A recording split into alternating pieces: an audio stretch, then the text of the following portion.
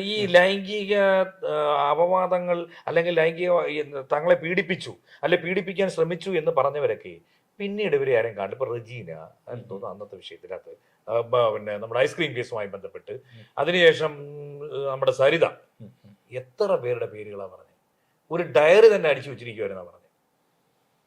അത് യാഥാർത്ഥ്യമാണ്. ഇപ്പൊ രാഹുൽ മാങ്കൂട്ടത്തിന്റെ കേസിൽ തന്നെ നമ്മൾ പരിശോധിച്ച് നോക്കുകയാണെന്നുണ്ടെങ്കിൽ ഇപ്പൊ ചേട്ടന് വ്യക്തമായിട്ട് അറിയാമല്ലോ, ഈ അവന്റെ ഇരകളായിരുന്നിട്ടുള്ള വ്യക്തികളൊക്കെ തന്നെ വിവാഹിതരായിരുന്നില്ലേ? അതെ, വ്യക്തമായിട്ട് അറിയാം. വിവാഹിതരായവര് അവിഹിത ബന്ധത്തിന് പോകുമ്പോൾ അതിന് കുട പിടിക്കാനായിട്ട് പോകുന്നതാരാ ഇവിടെ? മാധ്യമങ്ങളാണ്. അല്ല, വിവാഹിതരായിട്ടുള്ളവര് ഈ പറയുന്ന പോലെ അല്ല, വിവാഹിതരായിട്ടും അവർ ഈ വ്യക്തിക്ക് പിന്നാലെ നടന്നു, ഈ രാഹുൽ മാങ്കൂട്ടത്തിന് പിന്നാലെ നടന്നു.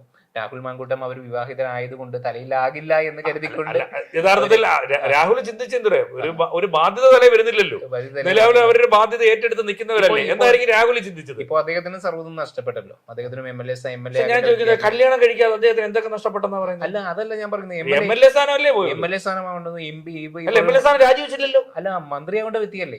ഇപ്പോഴല്ലേ സീറ്റ് ഉറപ്പായിട്ടും കിട്ടേണ്ടതല്ലേ? മന്ത്രി പാലക്കാട് തന്നെ ഉറപ്പായിട്ടും അദ്ദേഹം